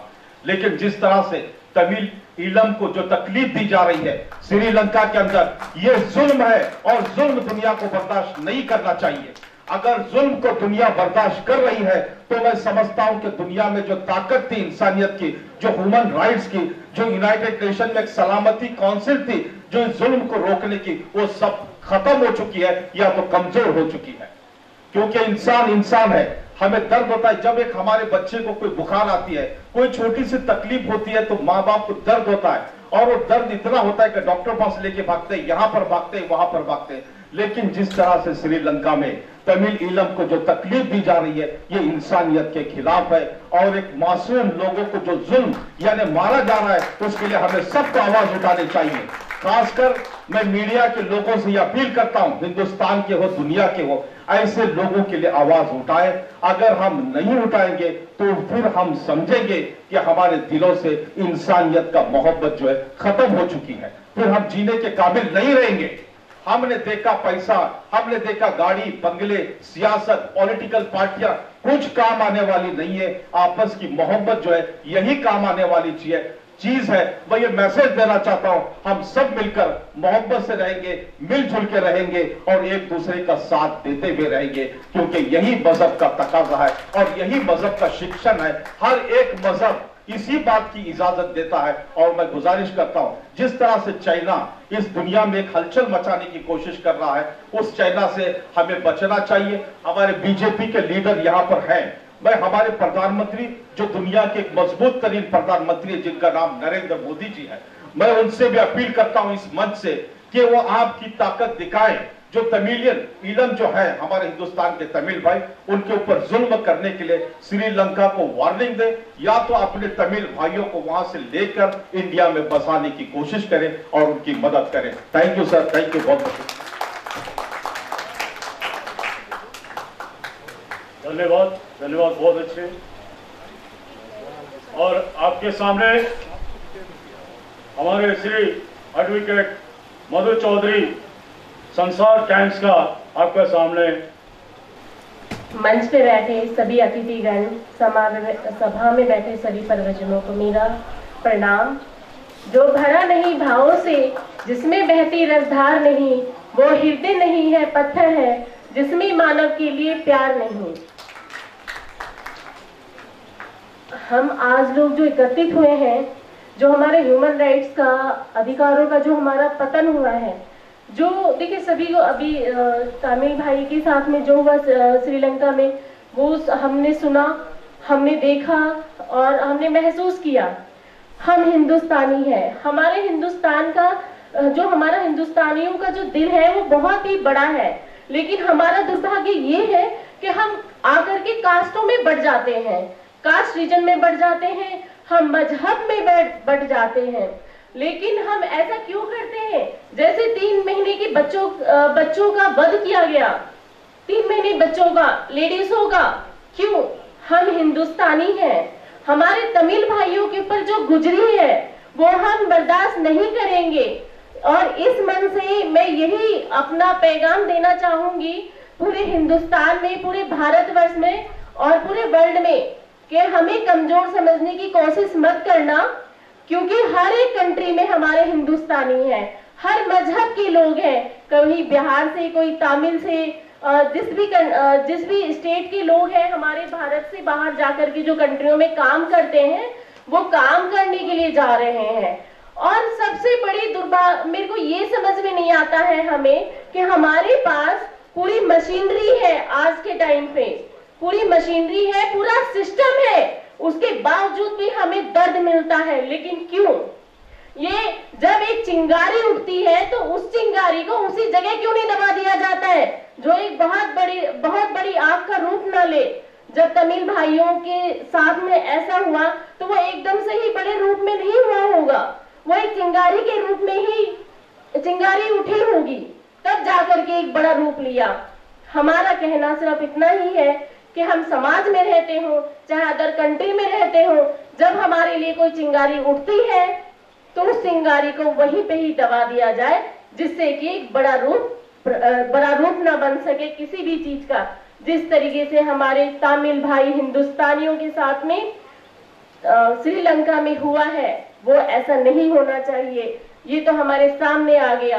ऐसे ना जाने हमारे हिंदुस्तानियों के साथ जब हम अदर कंट्री में जाते हैं, माइनॉरिटी में आ जाते हैं, उन माइनॉरिटी लोगों के साथ में गलत व्यवहार होता है, उनकी फैमिलियों के साथ में बहुत गलत तरीके से पेश आते हैं। वो अपने पावर और अपनी उस शक्ति का गलत मिसयूज करते हैं, वो उनको तंग करते हैं, उनका फायदा उठाते हैं। लेकिन ये कहाँ है हमारा मानव अधिकार, बताइए? और ये जब हमारे पास पूरी मशीनरी है, अगर हम एक कंट्री की बात करते हैं तो वहाँ सिस्टम होता है, हमारे पास सरकारें होती हैं, हमारे पास समाज होते हैं, हमारे छोटे से जगह का लेकर के एक लीडर्स हमारे हर एक स्टेट पे, हर एक कदम पे, पार्षद तो कभी MLA, कभी हमारे मंत्री होते हैं। सारे सिस्टम होने के बाद है हमारे पास हमें दर्द से गुजरना पड़ता है जो हमें नहीं गुजरना चाहिए। इसी तरीके से जब हम इंटरनेशनल की बात करते हैं, यूएनए की बात करते हैं, हमारे पास यूएन है, हमारे पास सारी मशीनरी है, हमारे पास हमारा सरकार है, लेकिन फिर भी हमें इस समय में आकर के जबकि सारे तंत्र मंत्र का फिर कोई अर्थ नहीं रह जाता ना, जब हमें दर्द से गुजरना पड़े, जिस तरीके से अभी श्रीलंका में हुआ और भी कंट्री में होता है। तो एंड में मैं इतना ही कहना चाहूंगी कि हमें इस सरकार से, जैसे हमारे मजबूत प्रधानमंत्री माननीय नरेंद्र मोदी जी हैं, जो हमारी खुशकिस्मती से हम लोग को मिले हुए हैं, और इस बात को लेकर के बहुत ही गंभीर होकर के श्रीलंका वालों को ये बता दें कि हम हिंदुस्तानी जज्बाती हैं, लेकिन जब हमारे साथी के ऊपर बात आती है तो हम किसी भी तरीके से पीछे नहीं है, कोमल है लेकिन कमजोर नहीं है, और हम आपको जवाब देना भी जानते हैं और अपने आत्मसम्मान की रक्षा भी करना जानते हैं। ये हर एक हिंदुस्तानी के आत्मसम्मान की बात है। हमारे तमिल भाई के ऊपर जो गुजर रही है केवल तमिल भाई की बात नहीं है, ये एक सभी हिंदुस्तानियों की बात है, उनके आत्मसम्मान की बात है, उनके आत्मसम्मान की रक्षा की बात है, और इन्हें जवाब देना ही पड़ेगा। अगर हमें हमारी भी गलती है तो हमें भी उसके लिए रोका जाए कि हमें ऐसा नहीं करना है, लेकिन इसका मतलब ये नहीं कि हमारे बहन भाइयों के साथ में आप दुर्व्यवहार करेंगे, हमारे अधिकारों का पतन करेंगे। बस इतने ही कहना चाहूंगी, अपनी वाणी को विराम देना चाहूंगी।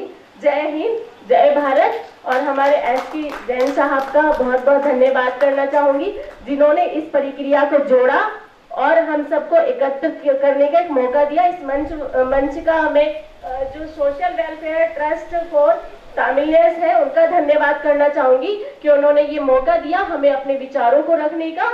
जय हिंद, जय भारत। धन्यवाद बहन जी, advocate Madhu Chaudhary ji.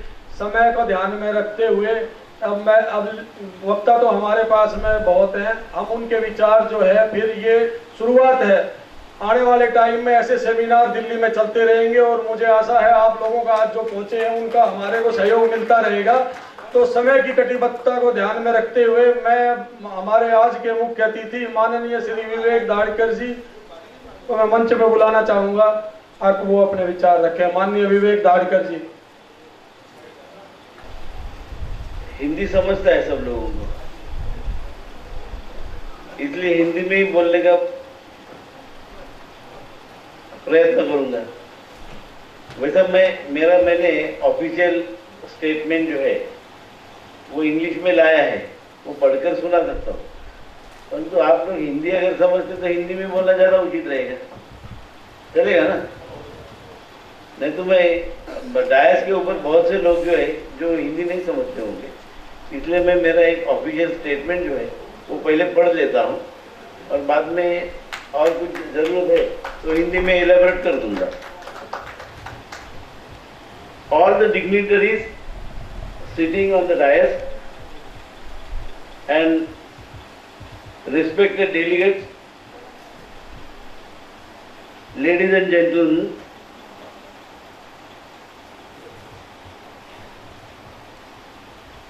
came from various parts of India and abroad also. First of all, I thanks to the organizer of this function to call me here and allow me to speak on the issue. We have gathered here to express our anguish and concern over the problem facing by Hindus, Tamil-speaking people in Sri Lanka. As well as we have gathered here to show the solidarity towards the Hindu Tamilian in Sri Lanka. Their lands and houses are being grabbed by local people and administration. Their houses are burned. Our temples are being demolished and destroyed. Sri Lanka में रहने वाले तमिलियों को जीवन जो है वो मुश्किल कर दिया है। हमारे संस्कृति को भी तहस नहस करने का प्रयास किया गया है। I have patiently heard whosoever you have spoken here. I have gone through the literature provided to me, given to me. I am really surprised and shocked. Whatever knowledge I came to know since last 2 days. On this occasion, I will promise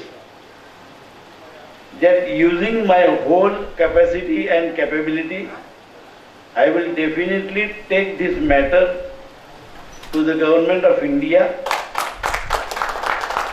through External Affairs Ministry or Home Ministry or whosoever necessary. We have just started to think over this issue. We will have to spread the message of Sri Lankan Hindu Tamil people to Tamil Nadu people also, as well as people staying away from Tamil Nadu, as well as Indian government, Indian people and whole world.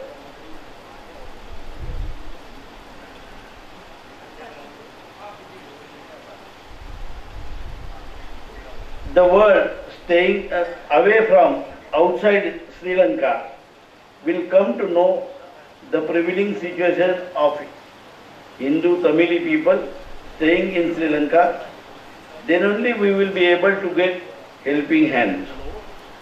Then only we will be able to gather compassion toward Hindu Tamili people in Sri Lanka. This type of meetings, seminars should be arranged in various parts of all over India to make aware about this problem. Representation memorandum should be given to the state government, central government, even President of India.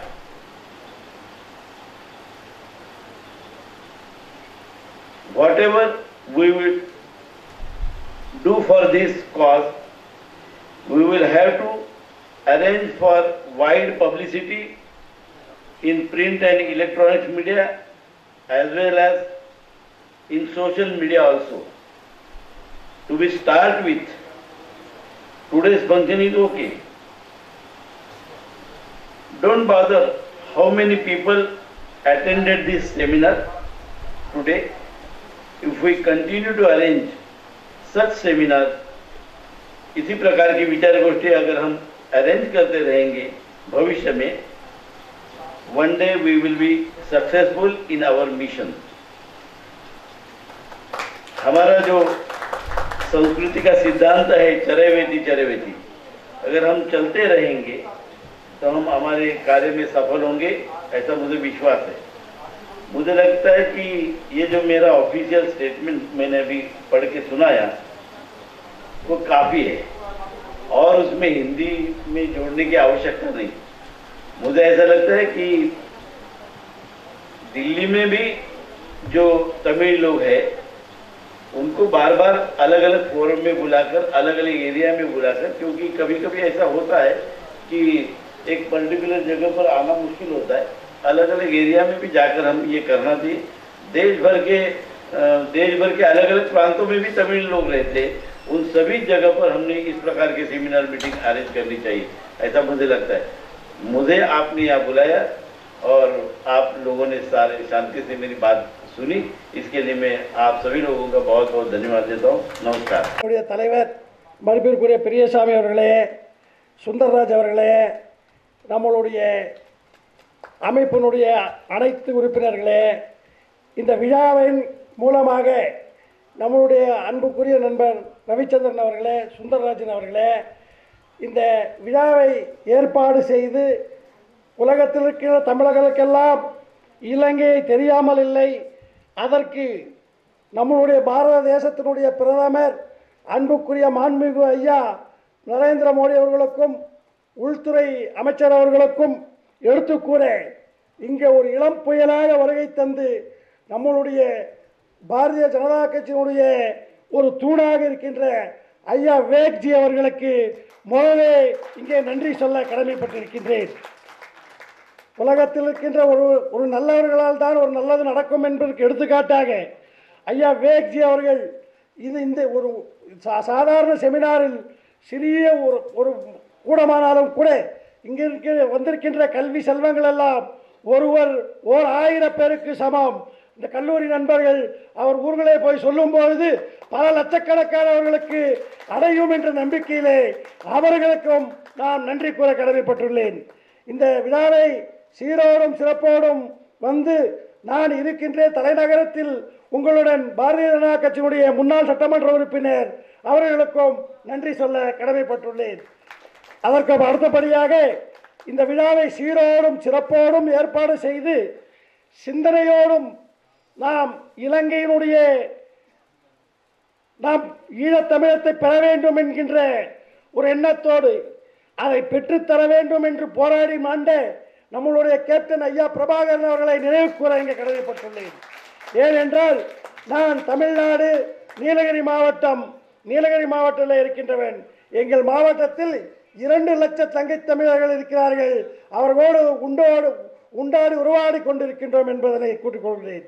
அதற்கு இங்கே வந்து நம்மளுடைய உணர்வுகளை எல்லாம் தூண்டிய doctor professor Michael sir அவர்களுக்கும் நம்மளுடைய ஈர போராளி நம்மளுடைய இளஞ்சிங்கம் ஐயா கதிர் அவர்களுக்கும் இவர்களெல்லாம் உருவாக்கின்ற நம்மளுடைய நிலானி அவர்கள் ஒரு பெண் நினைத்தால் உலகத்தை படைத்தலாம், ஒரு பெண் நினைத்தால் உலகத்தை அழிக்கலாம். ஆனால் அவருடைய இதை மேற்கொள்ள வேண்டும் என்று எங்களை எல்லாம் பலாயிரத்துக்கு கடற்கோடியில் இருக்கின்ற நீலகிரியில் இருக்கின்ற என்னையும் கூட அழைத்து பேச வைத்த அன்புக்குரிய என்னுடைய அருமை நண்பர் கௌசிக்ஜி அவர்களுக்கும் அனைத்து இங்கே அமர்ந்திருக்கின்ற கௌசிக்ஜியினுடைய அருமை நண்பர் நம்மளுடைய பத்திரிகையினுடைய பறைச்சாற்றல் YW டிவியினுடைய தலைவர் அவர்களுக்கும் நன்றி கூற கடமைப்பட்டுள்ளேன். ஏனென்றால் பத்திரிகை நினைத்தால்தான் பட்டம் பரப்பிடும் போல பல மக்களுக்கு செவிசாய்க்கின்ற இதை செய்யும். ஆனால் இங்கே வந்திருக்கின்ற நம்மளுடைய டிவி தொலைக்காட்சி நண்பர்களுக்கும் மற்றும் ஏனைய அனைத்து பெரியோர்களுக்கும் இங்கே உறவாடி சென்ற அன்பு நண்பர் சைலேந்தர் அவர்கள் கூறியது போல நாம் ஒன்று பெற்றும் ஒன்று வாழ்வோம், எல்லாம் நன்மைக்கே நடக்கும். இதன் முதல் கூட்டமானாலும் கூட ஒரு சிறந்த கூட்டமாக அமைய அனைவருக்கும் நன்றி கூறி விடைபெறுகின்றேன். நன்றி, வணக்கம். धन्यवाद चंद्रमोहन जी.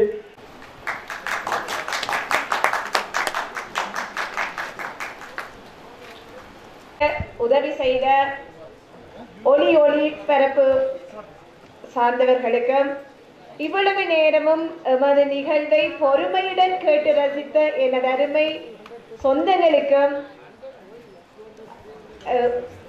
இன்று எம்மால் உங்களுக்கு பிடித்த மாதிரியான நிகழ்வை நிகழ்த்த முடியவில்லை. ஆனால் நாங்கள் உண்மையை உங்களிடம் பேசி இருக்கின்றோம். இந்த உண்மையை நீங்கள் உங்களுக்கு தெரிந்தவர்களுடன் சொல்வீர்கள் என்று நாங்கள் ஆழமாக நம்புகின்றோம். நீங்கள் இந்தியர்களாக ஈழத்தமிழர்களுக்கு எவ்வாறு இனிவரும் காலத்தில் உதவி செய்ய போகிறீர்கள் என்பதனை நாம் அடுத்த நிகழ்வில் பார்க்க போகின்றோம். என்றும் எனது பாசமுள்ள இளைய சொந்தங்களே, எனது குழந்தைகள் போன்றவர்களே, ஆக்சுவலி உங்களை போல எனக்கு பிள்ளைகள் இருக்கணும், உங்களோட வயசுல எனக்கு பிள்ளைகள் இருக்கணும். அதை நான் இங்கே பதிவு செய்ய விரும்புகின்றேன். நீங்கள் இளைய சமுதாயம் இந்த நாட்டிற்காக, இந்த இந்திய தேசத்திற்காக, இந்த தேசியத்தின் நலனுக்காக எப்போதும் நீங்கள் பாடுபட வேண்டும். இந்தியர்களாக இந்தியத்தின் பாதுகாப்பை உறுதி செய்பவர்களாக நீங்கள் இருக்க வேண்டும். உங்களுடன் நாம் இந்தியாவிற்காக, இந்திய தேசிய நலனுக்காக ஈழத்தமிழர்களாக எமது கரங்களை ஆழமாகவும் இறுக்கமாகவும் பற்றி பிடித்திருப்போம் என்பதை இங்கே கூறிக்கொண்டு இவ்வளவு நேரமும் எங்களது கருத்துக்களை கேட்ட உங்களுக்கு மீண்டும் ஒரு தடவை நன்றியை சொல்லி, நீங்கள் அனைவரும் வயிறார உண்டு வீடு செல்ல வேண்டும் என்று நாங்கள் வேண்டிக் கொள்கின்றோம். Thank you so much for having me here today. I want to say thanks for everyone. As a Elam Tamil woman, I would like to say that Each and every Indian must save your country. Please listen everything and work for India, and we love to help you. As an Elam Tamil, I am really love to India because we are expecting that India can only help us to get our freedom, which is obviously everyone love Tamil Elam. Thank you so much. Thank you. Bye.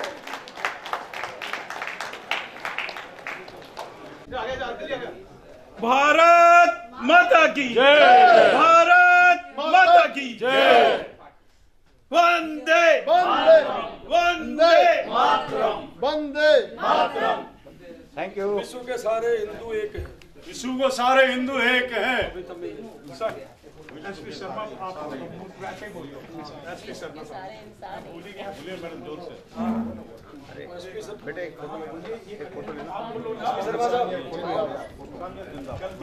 Yes, it is a very successful program.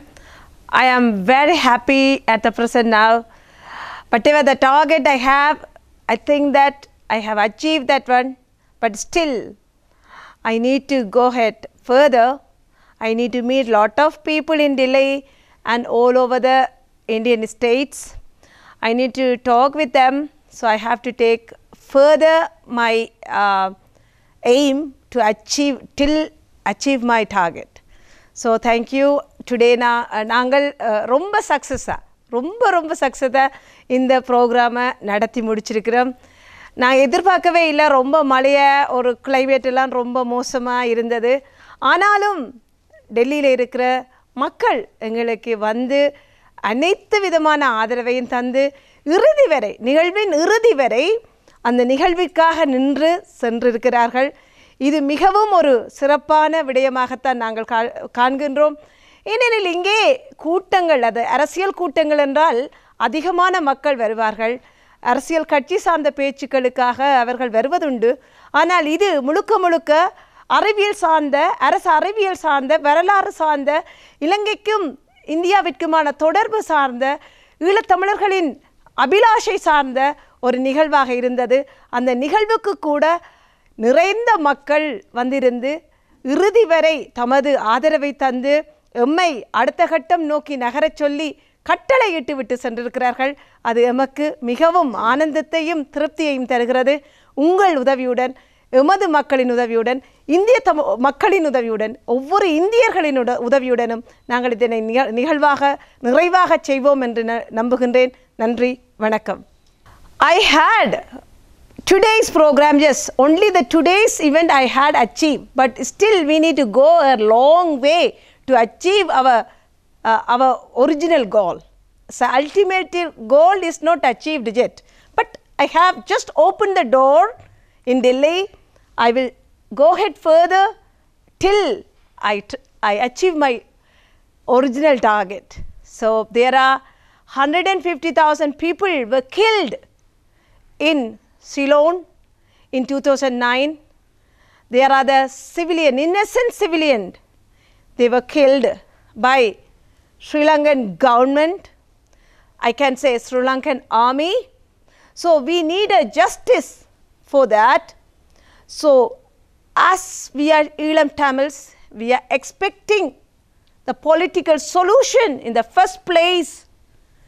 I know there are economical crisis in Ceylon, but that economical crisis was created because of the civil war. Therefore, we are really expecting that political solutions in first place. Then only Ceylon can achieve. It can come as a developed country. So, as an India, India should help us in this case, and we are pleased to inform this information to everyone who loved India. Thank you. Yes, I really want to say something as Modi ji. He is excellent, wonderful Prime Minister for India. He came in 2014. Till that day, he is very support for Elam Tamils. His first visit was Jaffna, which is really excellent. And I think so. Modi ji can do more things for us. He is really expecting to us. He asked our political leaders come to Delhi, but our people didn't come the last 13 years. So I think so that Modi ji can do more things he willing to do, but we need to give our hand to him. Then only he could able to take a decision, and he could able to give a full power for us. Yes, I want to come back again to Delhi because I love it, Delhi. This is the capital of India. So there are all the intellectuals, decision makers, policy makers are here, especially the people who are ruling India are here. So I need to be back again. Most probably I will be back on January or before I will be here. Thank you. Thank you, Vijit, again. Thank you. Finally, I would like to say something. Today, the platform for Eelam Tamils, we have opened the platform. So in the future, we will continuously work for Eelam Tamils and to achieve our target. Thank you. Thank you very much. Actually, I would like to inform to our global Eelam Tamils about only one thing. There is a big vacuum created between Eelam Tamils and India. That is, I am mentioning about the government of India. This is a very good opportunity for people of Eelam Tamils to come and speak and raise your voice against atrocities, human rights violations, whatever done by the government institutions in Sri Lanka. So this is a very good opportunity. It is created by Ms. Neela. So I request all Eelam Tamils to come and make a very good seminar or even the rallies in India's national capital to attract the views of viewers with government of India. So this is a very good opportunity. You please come. So far only Indian Tamils spoke about Eelam Tamils, but this platform is only purely for Eelam Tamils. They spoke about their problem and their request. They are looking India's help to seek the solution on this matter. So I really appreciate everyone who are given hands to us, and truly I am appreciating the effort of Ms. Neela to achieve whatever she thinks. Thank you very much, sir. देखिए जी, इससे पहले बहुत कुछ हुआ, पता नहीं है किसी को बारे में, किसी को पता नहीं था। और हमारे नीला मैडम जी ने जब आया है यहाँ पर हिंदुस्तान में, दिल्ली कैपिटल में, हमारे जनरल सेक्रेटरी, हमारे वाइस प्रेसिडेंट जी और नीला जी ने यहाँ पर एक हमारे इंडियन तमिलियंस श्रीलंका में जो जी रहे थे उनके विशेष में हमने दिल्ली में कैपिटल में एक कार्यक्रम यहाँ करेंगे, और इसीलिए हमें यहाँ आज कराया। मैं चाहता हूँ, मैं सोचा भी नहीं था ऐसे प्रोग्राम यहाँ पर सक्सेस होगा, यानी कि कामयाब होगा। बहुत अच्छा हुआ, और इस कार्यक्रम में लेकर हमारे जो सरकार के जो हमारे प्रधानमंत्री नरेंद्र मोदी जी तक ये पहुँचे तो हम बड़े खुशी का हम सुनते हैं, यानी कि हमारे श्रीलंकन का जो तमिलियंस है उनके लिए कुछ आदर मिले। मैं सोचता हूँ ज़रूर मिलेगा। इंडियन तमिलियंस जो वहाँ जी रहे हैं, अब इतना दिन उनके लिए कोई रास्ता नहीं मिला, सोच भी नहीं था। अब हमारे जो नरेंद्र मोदी का मेहरबानी से ये ज़रूर इंडियन तमिल जो जी रहे हैं श्रीलंका में, उनको ज़रूर सफलता मिलेंगे। हमारे ये सोशल वेलफेयर एसोसिएशन ट्रस्ट के तरफ से, तमिलियंस की तरफ से हम उनको बहुत बहुत बधाई देते हैं, धन्यवाद करूँगा और उनका वंदे मातरम बोलूँगा। देखिए, ऐसे जो अच्छे फूले तमिलियंस, इंडियन तमिलियंस, और जहाँ भी रहें अपने जीवन बिताने के लिए वहाँ जाके 3 पीढ़ी 4 पीढ़ी तो वहाँ पर जी रहे हैं। हम चाहते हैं कोई ऐसी चीज़ पे ना जाए, किसी को बातों भड़कावे नहीं जाए, वो उनके कोई भी चीज़ ले उनके गवर्नमेंट से हमने मुद्दा मांगना है और गवर्नमेंट्स में लड़ना नहीं है। हमारे जो भी है उनसे रिक्वेस्ट करके वो लिया जाता है। तो हमने कोई लड़ाई करके कोई संघर्ष करके हम नहीं जीत पाएंगे, यही चाहता हूँ मैं। और जो भी हमारे तमिल्स जहाँ भी हैं तो वो अपने मेहनत से लगन से रहें और अपने नाम इंडियन तमिलों का नाम विश्व में दिलाएं। வணக்கம். இந்த மீட்டிங் ரொம்ப சந்தோஷமாக இருந்துச்சு. எனக்கு ரொம்ப ஹாப்பியாக இருந்துச்சு. எல்லாத்துக்குமே இங்கே வந்தவங்க எல்லாத்துக்கும் ரொம்ப ஹாப்பியாக இருந்துச்சு. இது வந்து உலகத்தில் இருக்க இளைஞர் மக்களுக்காண்டி இதை வந்து உருவாக்கப்பட்டது. எங்களுடைய social welfare trust for Tamilians மூலியமாக இந்த மீட்டிங் நாங்கள் எல்லாமே சேர்ந்து பண்ணியிருக்கோம். மிஸ் நிலா மேம் வந்து டெஃபினட்டாக வந்து அந்த கோலை வந்து very soon she will reach. So Delhi government and Indian government and பிரதமர் மோடிஜி என்னென்ன உதவிகள் சீக்கிரமாக பண்ணணுமோ அவ்வளோ சீக்கிரத்தில் பண்ணாங்கன்னா கொஞ்சம் நல்லாயிருக்கும். கூடிய விரைவில் வந்து இந்தியன் கவர்மெண்ட் வந்து இன்னும் கொஞ்சம் அழுத்தம் ஸ்ரீலங்கா கவர்மெண்ட்டுக்கு தந்து கொஞ்சம் அங்கே இருக்கிற தமிழ் பீப்புள்ஸை வந்து இன்னும் கொஞ்சம் காப்பாற்றணும். தமிழ் பீப்புள்ஸ் மேலே இனி வந்து எந்த ஒரு ஸ்ரீலங்கன் தமிழ் பீப்புள்ஸ் மேலே இனி வந்து ஸ்ரீலங்கன் கவர்மெண்ட் வந்து எதுவும் பண்ணாமல் கொஞ்சம் இருக்கணும். இதுதான் என்னுடைய வேண்டுகோள். इस प्रोग्राम से बहुत हमारे लिए बहुत बेनिफिट है, बहुत अच्छा प्रोग्राम हुआ। नरेंद्र मोदी हमारे लिए सपोर्ट करेंगे, ठीक है जी। और हम सोचेंगे और बड़ा मीटिंग करेंगे, इससे बढ़िया मिनिस्टर को बुलाएंगे, मोदी जी को भी बुलाएंगे। ये कार्यक्रम में अच्छा होना चाहिए, हमें तमिल मक्कल के लिए फ़ायदा होना चाहिए। हर जगह वर्ल्ड में कहीं भी तमिल मक्कल होगा उनके लिए उनको सपोर्ट होना चाहिए। मुख्य हर जगह में हर मतलब दुनिया में कहीं भी जाएगा हमें तमिल मक्कल के लिए सपोर्ट चाहिए। इंडिया सपोर्ट करना चाहिए उनके लिए, कहीं भी इसे इंडियन गवर्नमेंट सपोर्ट करे।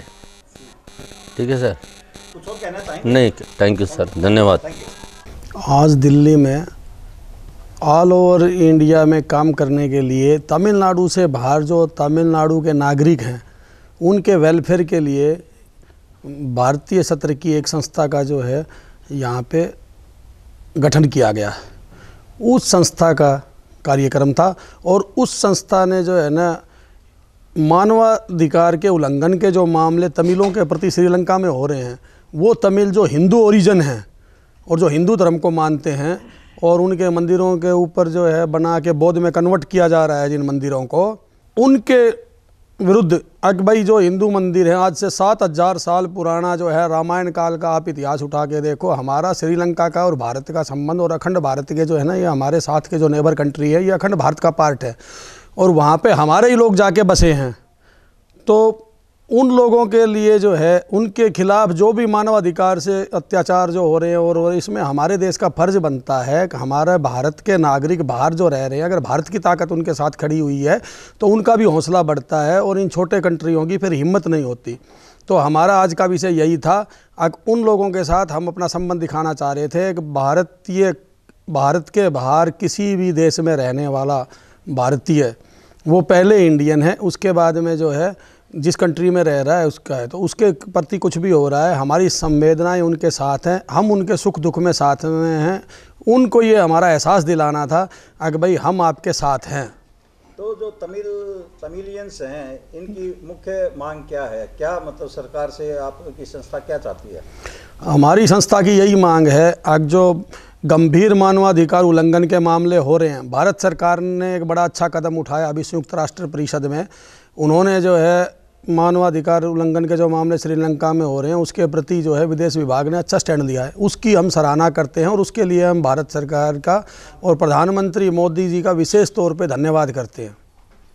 आज का जो आयोजन था, संस्था ने जो आयोजन किया है उससे आप कितना संतुष्ट हैं? ये हमारा जो है ना जी पहला कार्यक्रम है दिल्ली के अंदर और इसमें कोई भी व्यक्ति जो है सामाजिक संगठन से जुड़े हुए व्यक्ति हैं जिनका पहले किसी राजनीतिक से उससे सरोकार नहीं रहा। 3 दिन की दिल्ली की बारिश और जाम के बावजूद बाहर से जो है इतनी संख्या में लोगों ने आके भाग लिया और इंटेलेक्चुअल पर्सन जो है ना इसमें शामिल थे। अपना कीमती समय निकाल के उन्होंने इसमें हिस्सा लिया है। तो इसके लिए मैं संस्था का संरक्षक होने के नाते संस्था के हमारे अध्यक्ष श्री एस पेरिया स्वामी जी को और संस्था के जो जनरल सेक्रेटरी एडवोकेट सप्तागिरी जी का विशेष तौर पे धन्यवाद करता हूँ। इस अवसर पर आप कुछ यदि कहना चाहें हमारे वीडियो के माध्यम से आम जनमानस को, सरकार को, या कोई मैसेज देना चाहें तो स्वागत है। हमारा मैं यही संदेश है, अत्याचार के खिलाफ भारतीय संविधान की परिधि में रहते हुए हमको जो कदम हम उठा सकते हैं भारत की संप्रभुता को अखंड रखते हुए, उसके प्रति हमारे को जो है भारतीय संविधान में आस्था रखते हुए वो हर संभव कदम उठाना चाहिए। भारत के बाहर कोई भी भारतीय, कोई भी हिंदू, वो हमारा नागरिक है, हमारा भाई है। जो इनके तमिल की भाषा में बोलते हैं, श्रीलंका तमिल पर्सन अदे कुडू नाम सौदरा अदे नाल के अंदाल के इदे आयचना नामकुडू अंगे इरकदा अंदाल के सेत अव बाय पड़कुडाद India is with you. This is our motive and today संदेश। क्या हिंदी में क्या बना? हिंदी में संदेश ये बना कि श्रीलंका में जो हमारे भारतीय जाके बसे हुए हैं, किसी टाइम में रामायण काल से देखोगे, आदिकाल से श्रीलंका भी जो है ना भारत का ही एक अंग रहा है। ठीक है, बाद में जो है ना भाई ब्रिटिश काल के बाद से अलग होते रहे, अखंड भारत का जो है ना हमारा स्वरूप रहा है। तो हमारा यही है भाई, वहाँ हिंदुओं के प्रति कुछ भी होता है तो हमारे यहाँ के हिंदू, हम उनके साथ में, उनकी जायज़ मांग में उनके साथ खड़े हैं। बहुत बहुत धन्यवाद आपका जितेंद्र जी।